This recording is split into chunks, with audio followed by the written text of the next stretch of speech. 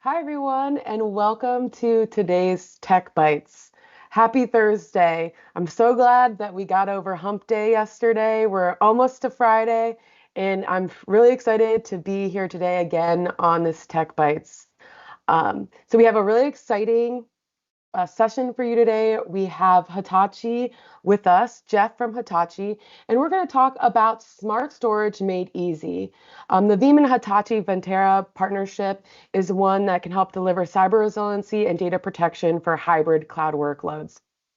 So we're going to jump into our partnership and our joint solution together and how we can make sure that you stay resilient against the fight against ransomware. For those of you who don't know Jeff, I have him. He's here today with me. Jeff, would you like to introduce yourself? Sure. Again, my name is Jeff Lundberg. I'm a principal product and solutions manager here at Hitachi Vantara, predominantly looking after our data protection, cyber resiliency, and compliance solutions, as well as some of our object storage technologies in the Hitachi content platform. So thanks for having me. Looking forward to it. Yeah, it will be a really great session today, and thanks for joining us. We always love to have, more than one person on here. I think maybe a couple sessions ago we just had one person, so it's really nice to have a guest instead of just me talking. I don't think anybody wants to just talk to me the whole time or hear me talk. So, I okay, feel the so same way. Yeah, I much prefer the kind of natural back and forth versus a bunch of slides. So. yeah. So this is set the stage. So Veeam does a data protection trends report every year, and we hire a third-party survey company to perform a survey across industries, across businesses, and we ask them, what they're experiencing, some data protection questions, and also ask them about ransomware. And so here are some of the results from the Data Protection Trends Report from 2023. And just for everybody too, we will be releasing the new report coming soon, VMON timeframe. So if you're really interested in seeing those 2024 statistics, make sure you check back around then. So from the past year, we asked organizations, how many times have they seen a ransomware attack? And at least 76% of organizations have suffered at least one ransomware attack last year. So this is really telling us that we need to emphasize the need for an effective cybersecurity strategy and also partnership throughout our technology solutions that we're using. How can our backup solution work with our storage solution to make sure that we're staying secure and resilient? 16% of those organizations were able to cover without paying the ransom. So that's, not the best statistic, I would say, because we don't want to reward the threat actors by paying for it, right? We want to make sure that we're able to recover our data. So whether that's, utilizing multiple copies of data, offline, air-gapped, immutable, we want to make sure that we don't reward the threat actors, that we can recover our data the best way we can. And then 25% of organizations paid their ransom and never even got their data back. So that's the worst case scenario, right? Yeah. You have to pay and then you don't even get your data back and now you're, up a river without a paddle type of thing. Like what are you going to do? Jeff, Yeah. what do you think about these statistics here? Well, I agree. I mean, the middle one is, the one on the left, like with ransomware as a service and AI building new ransomware, like that I wouldn't be surprised to see that left-hand number going up in 2024 and beyond. It's just getting easier and easier for bad actors to do these kinds of things. And I think 16 or the middle one, 16%, right? Like that's where we together can make a huge difference for a lot of organizations out there by having not just the right data protection software in Veeam, but having the right infrastructure behind that, right? And not like disparaging tape in any way, but there are ways to bring in and augment those tape-based recovery environments with the attributes of a reliable, secure, immutable storage platform for kind of that hot tier of backup and recovery, right? So that you can recover more quickly, the data can't be tampered with if they attempt to encrypt it or overwrite it or whatever. It's just going to create a new version and store the old version so that you can recover from that. And then, looking at, paying the ransom, to your point, that's just kind of rewarding bad behavior, but it also just, I have to imagine that if you do that, you go on, another list of, well, these people are willing to pay the ransom, right? And so much of this is now, this ransomware world is almost, it's a business, right? And they're looking for return on investment. And if they can cross somebody off of their list of targets because they know they're not going to pay and they're probably able to recover, then you're less likely to get targeted in the first place. But if you pay, you might go on that, nurture stream, as we say in marketing, to kind of keep prodding and poking and trying to get that data out. So yeah, definitely the worst kind of disaster, because in any other thing like natural disaster, hardware failure, whatever, there isn't somebody actively trying to stop you from getting back to an operational state. Whereas here, they're targeting your config files, they're targeting the backup data sets themselves. So that's why we partner with folks like Veeam, because you've got some of the tools and technologies to help prevent that. And then we can supplement that on the storage infrastructure side of things to help keep that data even more secure and recoverable. Yeah, those are all really good points, Jeff. And even what you mentioned, it's like if you pay them, you get on a list. We've seen a lot of times if you experience one ransomware attack, you could experience multiple ransomware attacks.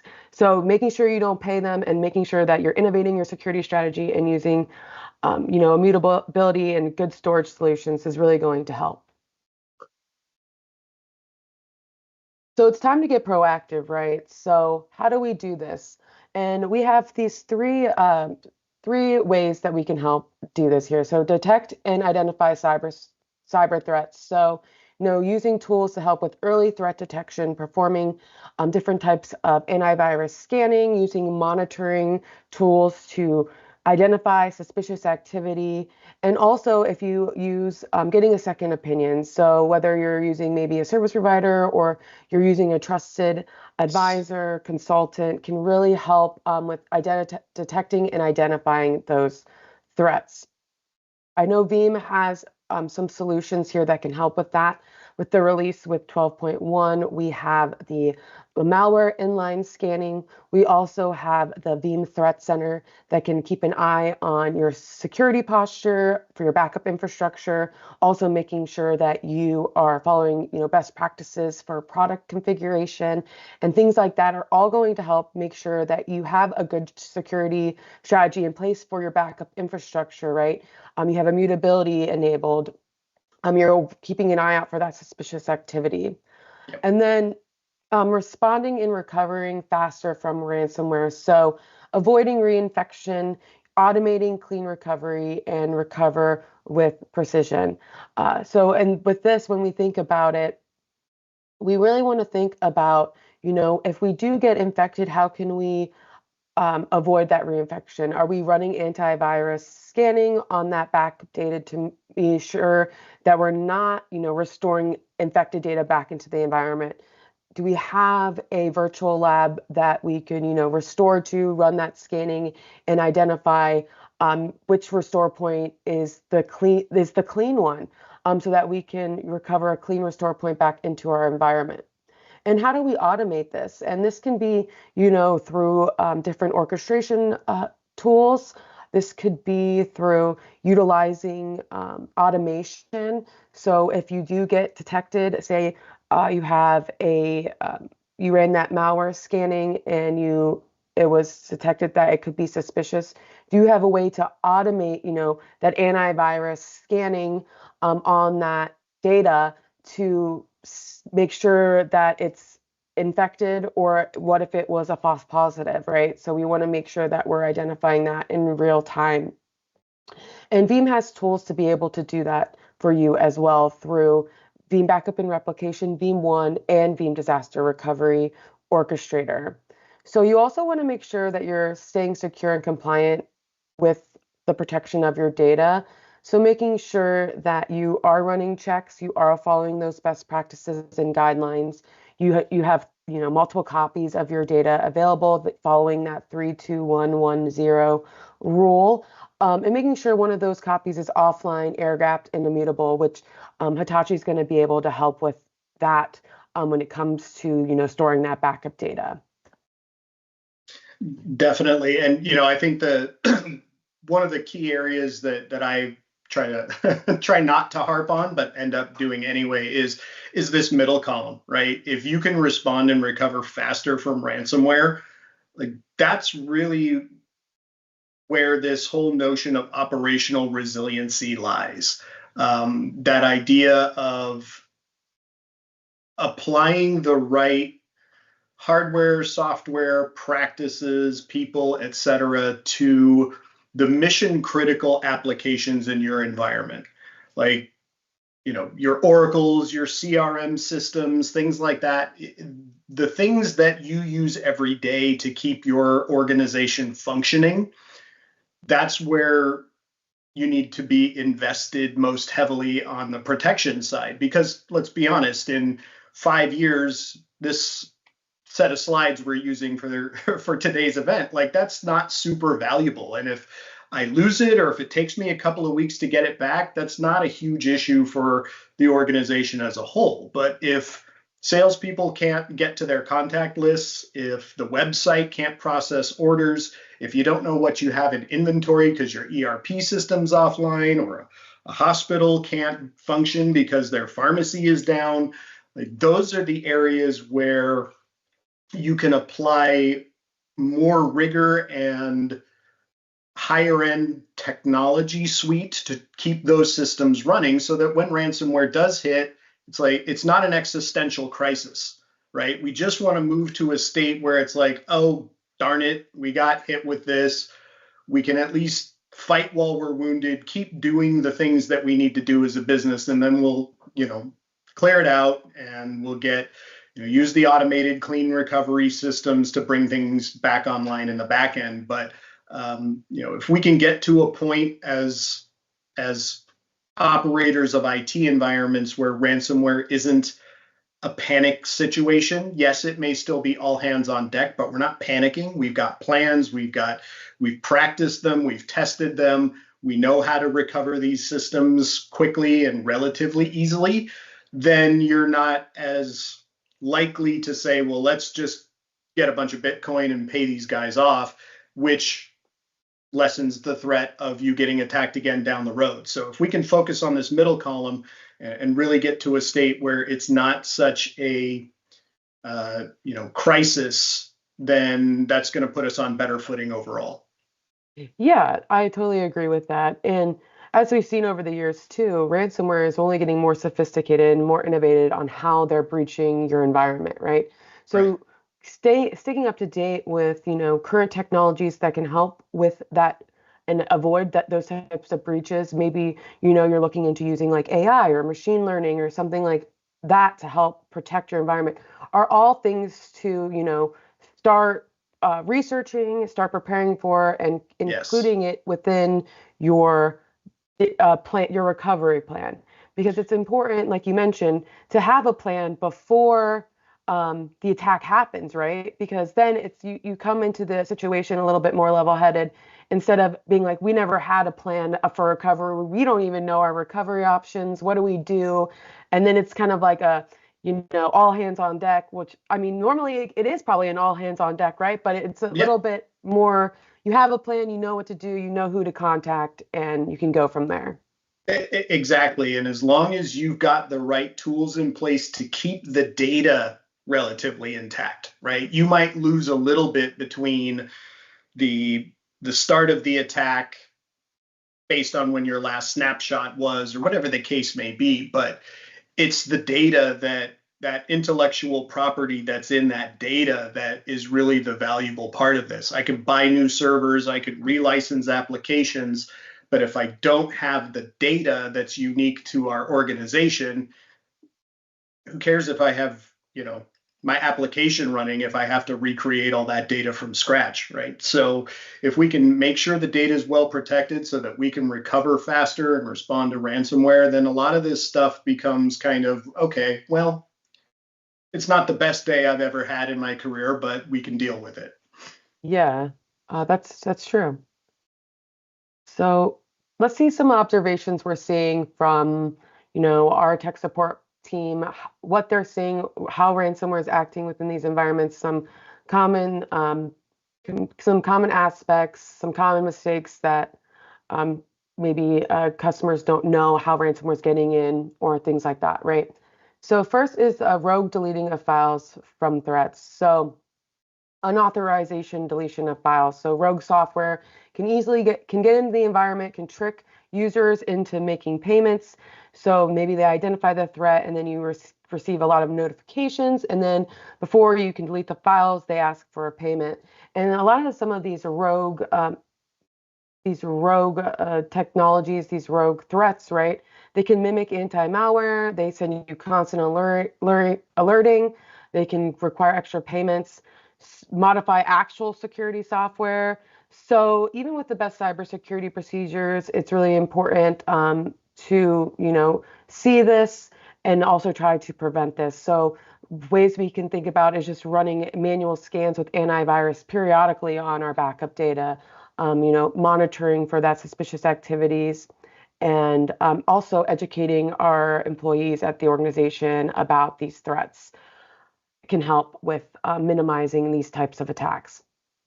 Next, EDR security software interference. So this could be, maybe a firewall preventing um, backup operations from happening. So this is something to note because we have seen some of these security softwares interfere with operations of protecting that data. So trying to figure out, how we can, you know, still use these softwares without the interference of our backup operations. So whether that be working with, support or even a service provider or consultant or things like that to make sure you have the proper, firewalls in place, the proper security protocols in place, but still being able to protect that data is very important. And then lastly, we're seeing threat actors direct targeting of the backups themselves. They know that, when they attack you, you're going to look to your backups to perform a restore. So now they're directly targeting the backups so that you're not able to restore, so that you have to pay them.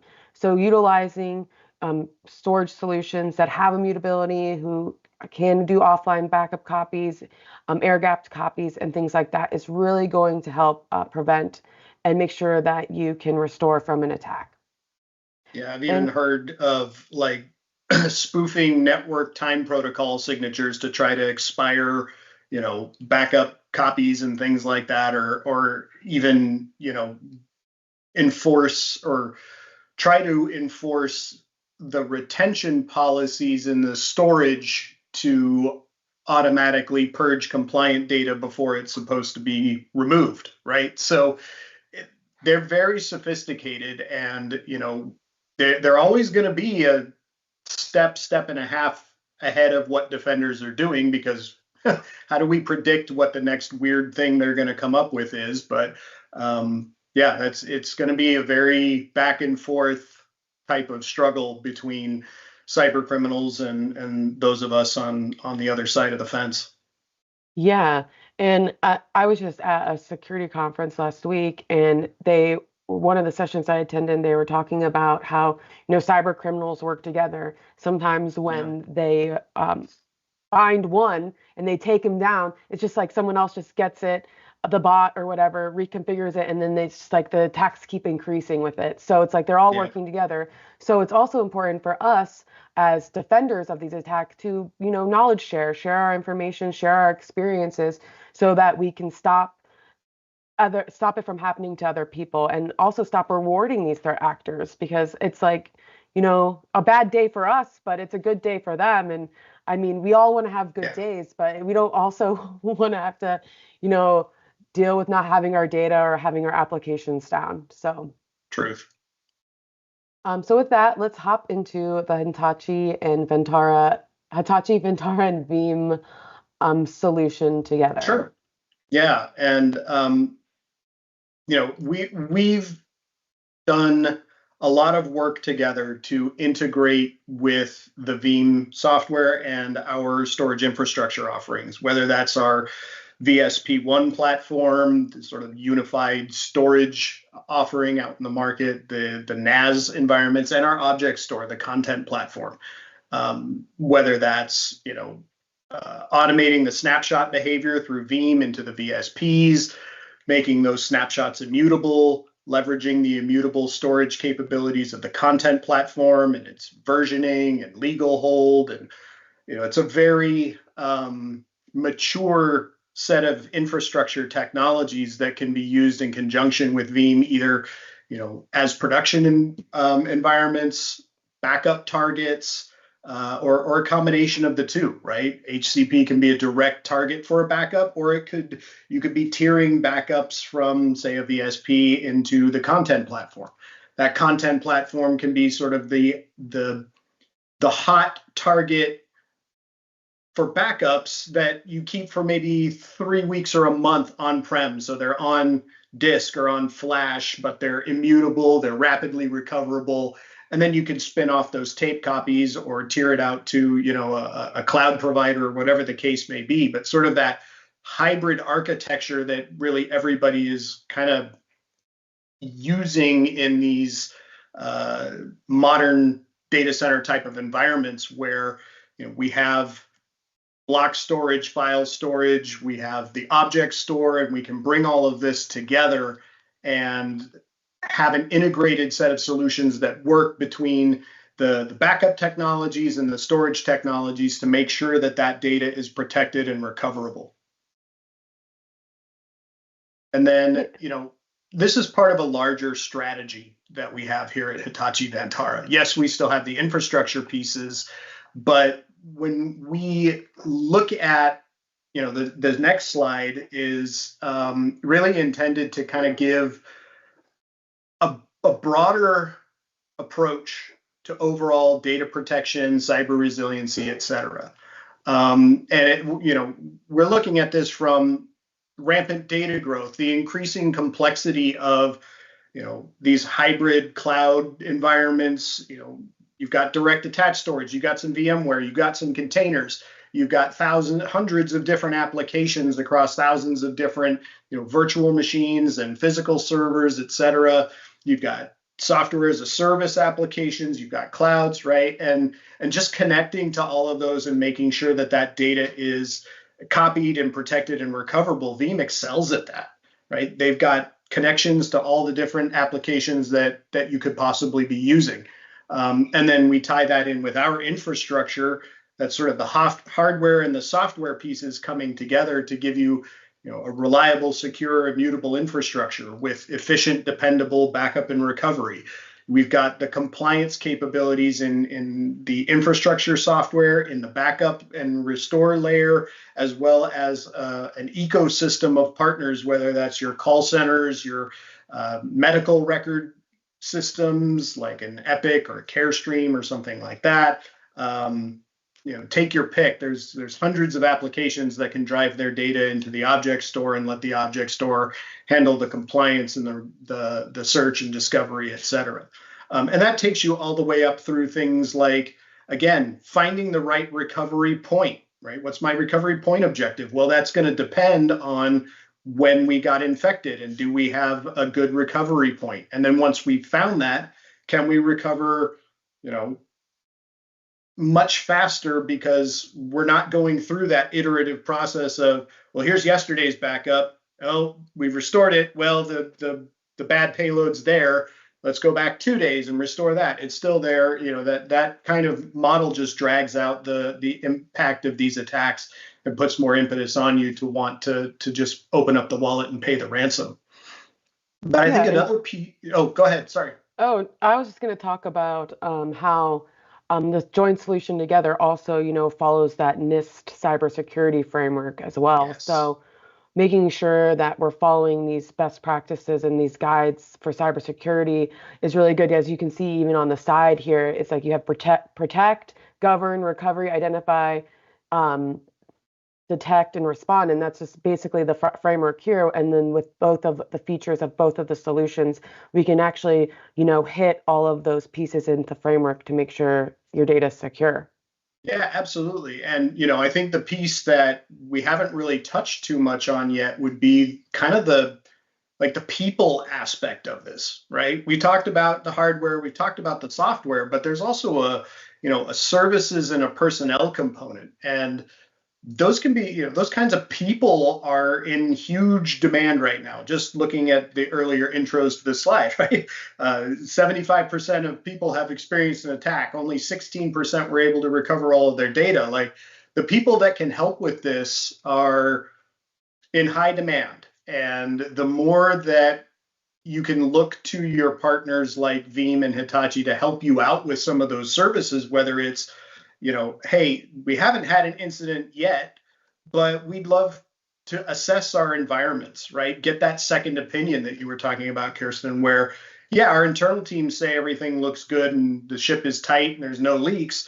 Let's get a second opinion, maybe. It could be a one-time engagement. We just come in and do some penetration testing or Yeah. do a phishing response type of thing and see who's doing that. And then there's the during the incident, right? That's where a cool head from a third party can be a huge benefit, because they don't have the emotional attachment to this presentation from 5 years ago. They're like, no, we need to get these 3 systems and these supporting databases back up and running. That'll get you sort of into an operational state, and then we can worry about the other stuff over time.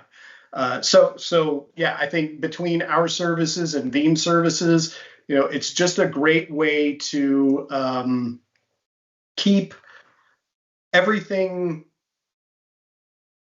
well staffed, but also provide you sort of that burst capability in the event of an incident, right? Yeah, I think those are all very good points. Yeah, utilizing different services to make sure you're protected pre-incident, after the incident, and during the incident, whether that be, doing vulnerability assessments, incident response, performing forensic triage analysis. All those things are very important. We do have some questions that came in real quick. So the first question we had was rogue deleting files from threats for this option. Do we need to enable some options in malware, or that works behind without disturbing backup jobs? I would say you're going to have to monitor your environment, your network, things like that. And you also want to make sure you're using immutability so that it doesn't delete that backup data. And I was at an event yesterday actually, and we were talking about, what mutability time period do we want? And, it's going to vary from business to business, but, it seems like, 30 days immutability time frame might be a good starting point. Especially if you think about like going on vacations or something like that. You don't want to come back and, your immutability time period ended 14 days ago, but you came back on day 16 or something and they deleted all your files and you didn't even know. So Yeah. thinking about Well, that. yeah, and that plays into the other question, right? Like, without technologies like dedupe and compression, things like immutability and extended retention, now I've got, n number of copies of this thing. I can't do infinite retention and infinite worm, but if I've got things like dedupe and compression and the right tiering policies in place so that I'm not, storing every piece of data that I have on my tier 1 flash storage, then I can start, there's a certain data intelligence that plays into this as well. And that's, don't get me started on that because we've only got a couple minutes left in the session today. But overall, knowing your data and being able to bring things like the deduping compression in is an important piece. Yeah. So we're wrapping up here. So I'm glad everybody was able to join us today. And I want to hit on Veeam. Hitachi Vantara will be there. And if you haven't seen their sessions yet, they're going to have 2 fun sessions. They're going to have a partner theater, and then they're going to have a full breakout. So if you want to learn more, if you're like, I need to know more about the solution, make sure you attend these sessions. But also be sure to register for Veeam. There's a virtual experience and an in-person experience. You can register at veeamon.com. It's going to be in June 3rd through the 5th in Fort Lauderdale, Florida. And I would say it's Florida, right? Like everybody loves Florida. It's going to be right on the beach, so you don't want to miss it. And then we do have a session that's coming up next week, and that will be on industry insights, and we'll be talking about um, the Cloud Protection Trends Report. And Leah Treshanecki is going to be joined by our special guest, Tim Hudson, and they're going to outline some top considerations and service offerings when you're looking for a uh, backup as a service and disaster recovery as a service when you're looking for a provider. So make sure you check that out. And join us to unlock that potential of the partnership, right? And that's going to be a really interesting session, and I'm definitely going to mark it on my calendar to try and to attend and tune in. So thank you everybody for joining us today, Yeah. and thank you Jeff for being here. Thank you for having me. Yeah, of course. And I hope to catch you on the next Tech Bites. Good.